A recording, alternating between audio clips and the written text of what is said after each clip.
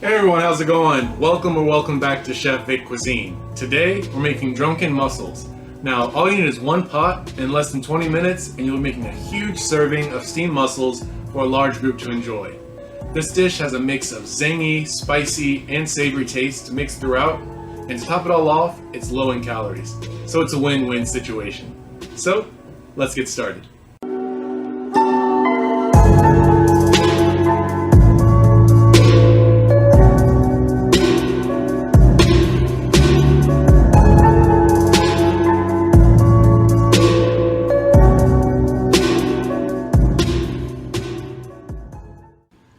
Alright, so for the ingredients, we're going to need 1.5 pounds of fresh mussels, cleaned with the beards removed, 2 tablespoons of unsalted butter, 1 shallot finely chopped, 4 garlic cloves minced, a large pinch of red chili flakes, 3/4 cup of Roma tomatoes diced, or about 3 small Roma tomatoes, 1.5 cups of Pinot Grigio white wine, 1 teaspoon of lemon zest, plus some additional for taste, as well as 2 tablespoons of lemon juice, divided, which should be about the juice of 1 lemon. And we're also going to use 4 wedges of lemon too. You'll also need some kosher salt to taste, freshly ground black pepper to taste, and finally, 2 tablespoons worth of fresh parsley, finely chopped. Alright, so to get things started, we're going to wash our mussels under cool running water. And we want to scrub the outside of all the mussels and debeard the mussels if they are present. And I just want to pull that fibrous beard towards the hinge of the mussel shell to remove them. And for some tips with selecting your mussels, picking fresh mussels is really important to creating a great dish. We want to make sure that they are live mussels. Some may be slightly opened, and if they are, if you give a tap on the side of your sink and they close, they're good. And I'll give you a closer look at that later on in the video. If they are open and do not close after being agitated, just discard them. If the mussels are already closed, those are probably good to use already. The mussels should also not have a strong fishy smell, just a light ocean fragrance. And when cleaning the mussels, you want to scrub away any excess dirt. I normally buy my fresh mussels from a local seafood market that does a great job of cleaning them, but you want to go ahead and clean them again, as well as remove any beards that the market didn't remove. Also, another note, once you buy fresh mussels, you want to cook them quickly. They don't last that long in the refrigerator, so cook them the day of or 1 to 2 days after purchasing them. And so now that our mussels have been properly cleaned, we can move on to preparing the rest of the ingredients. Starting with the shallot, you want to remove the outer peel of the shallot and then dice it along the length and then double back and finally chop up your shallot. You want a bit of that flavor in each mussel and especially absorbed into the broth we're going to make. Moving on to the garlic cloves, you want to remove each of their outer peels, and what I like to do is use a garlic press to really speed up the process of finely mincing them, but feel free to use a sharp knife to do the same job.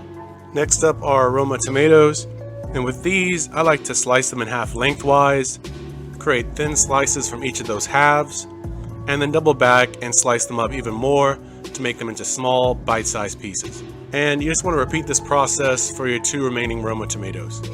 Now for this recipe, we're going to need lemon zest as well as lemon juice.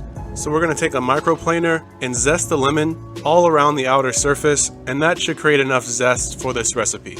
And because fresh juice is the best choice, we're going to use the same lemon to get our lemon juice for the recipe. And lastly, the only other ingredient we need to prepare before cooking is the parsley, and with that, you just want to take a sharp knife and finely chop it into really tiny pieces. The parsley adds a great pop of color as well as a nice layer of extra flavor to this dish.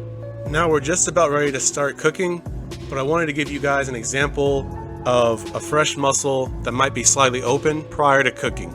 So if you have one of these, take it and tap it a few times on the side of your sink, for example, to agitate it, and if it closes as you see here, you have a live, fresh mussel, and that's exactly what we're looking for. If you were to tap it and it were not to close, it's probably expired and you wouldn't want to eat that anyway.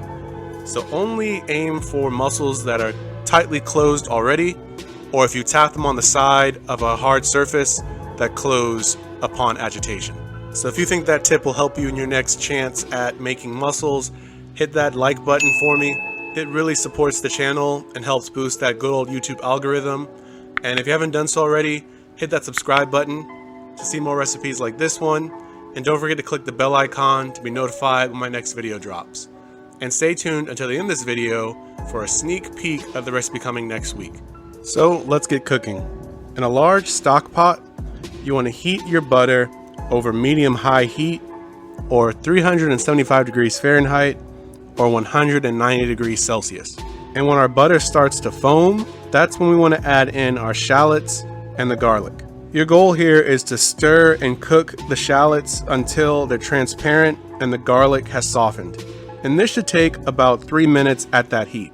Oh, and one more thing to note, this is going to smell amazing. This is one of my favorite aromatic dishes to make at home, and I can't wait for you guys to try it at home too to see what I'm talking about. Now you want to add in your red chili flakes and stir those into the mix. Following that up by adding the tomatoes, stirring those into the mix and cooking them for about 2 minutes. Once your tomatoes are nice and cooked, you want to add in the wine, followed by the lemon zest, as well as your lemon juice. Stir all of these ingredients together.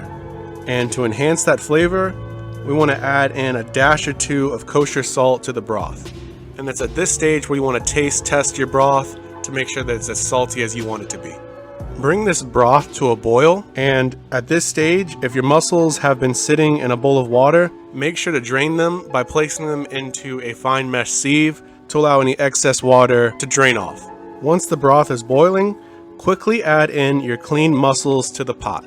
Cover the pot and then gently shake the pot to allow the broth to cover all of the mussels. Now allow the broth and the mussels to steam undisturbed for about 1 minute.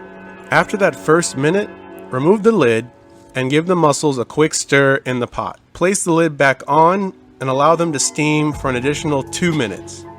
And it's during these 2 minutes where you should start to see some of your mussels opening. After those next 2 minutes are up, you want to top the mussels with parsley, give the pot another quick mix, and cover it again. And once you see all the shells opened, your mussels are finished cooking, and you can remove the mussels from the heat. And now that our pot has been removed from the heat, check it over to see if any of your mussels did not open. And in my opinion, eating a bad mussel is like eating a bad grape. It spoils the whole bunch if you ask me.